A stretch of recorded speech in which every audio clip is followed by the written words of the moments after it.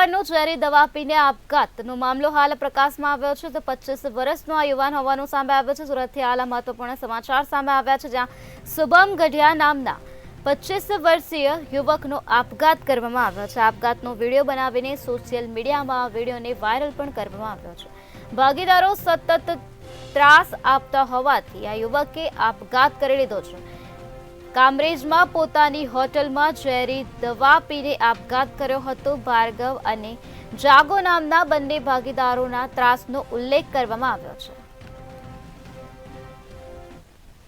લોકો જ્યારે વિડીયો જોતા હશો એ દરમિયાન એ સમયે કદાચ હું દુનિયામાં ના પણ હોઉં એવું બની શકે, પણ વિડીયો માધ્યમથી હું એ વાત કહેવાનો છું કે જે હું કોઈને દિલ ખોલી નથી કહી શક્યો.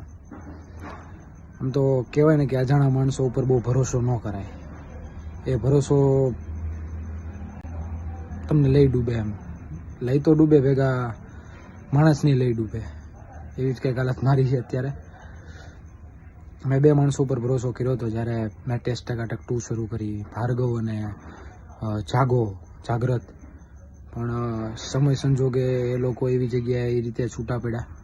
વાંધો નહીં, આપણે એને જે રીતે રિક્વાયરમેન્ટ હતી આપણે એને ફૂલફિલ કરી, પણ છતાં એ છૂટા પડ્યા. પણ પછી એનું બ્લેકમેલ, ટોર્ચરિંગ એ હદ સુધી હતું કે કાન ટોલરેટ, કે હું એ સમજવું અઘરું હતું, કેમ કે હું હમણાં લાસ્ટ હજી બીમાર થઈને બહાર નીકળ્યો હતો અને સમય પહેલાં જ એની માંગણીઓ અને એની બધી હરકતોને લઈને હું ઘણો અપસેટ હતો. પણ મેં ઘણાને કીધું, પણ એનું કંઈ સોલ્યુશન એવું મને મળ્યું નહીં.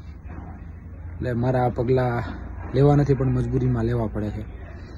અને ખાસ એ વાતનું હું વધારે એટલે દુઃખી છું કેમ કે મા બધાને પ્રિય હોય છે, પણ હું થોડોક વધારે એટલે દુઃખી છું કેમ કે મારા પછી મારા મમ્મીનું કોઈ નથી. મને દુઃખ વધારે એ છે કે મારા પછી આ પગલું મારે નથી ભરવું, પણ મારી પાસે કોઈ ઓપ્શન નથી. મેં મારી રીતે ઘણી મહેનત કરી, નિષ્ઠાપૂર્વક કામ કર્યું, પણ અંતે નિષ્ફળતા જ હાથ લાગી. એવું નથી કે મેં નથી મહેનત કરી, પણ જેટલા મિત્રો મારા ઉપર ભરોસો કર્યો, બધાને ખબર છે મેં કે આજ સુધી કેટલો સમય આપીને મહેનત કરી છે, પણ આઉટપુટ કાંઈ આવું નહીં. અને અંતે મારે નિષ્ફળતા જ હાથ લાગી. એ કદાચ નિષ્ફળતાને મારા મહેનતને નથી મળી, એટલે કદાચ હું જ સ્વીકારું છું કે નિષ્ફળતાનો હકદાર હું જ છું, જેના કારણે હું બધાની માફી માગું છું. પણ ખાસ તો આ બંને વ્યક્તિઓથી હું ઘણો એટલો હેરાન છું કે મારા પગલાં ભરવા પડ્યા છે, ભાર્ગવ અને જાગો. એટલે મમ્મી, મારે ખાસ તમને કહેવાનું હોય, જે મારે કહેવાનું જોઈએ તમે ખોલીને કહી દીધું મમ્મીને ખાસ, કે મને માફ કરી દેજો. તમારું ઋણ હું નહીં ઉતારી શકું ક્યારેય. આ જન્મમાં એ તો શું 7વો જન્મ, એટલે મને અંદરથી જ હું સુકાઈ ગયો છું. ઇમોશન, એટલે મને માફ કરી દેજો.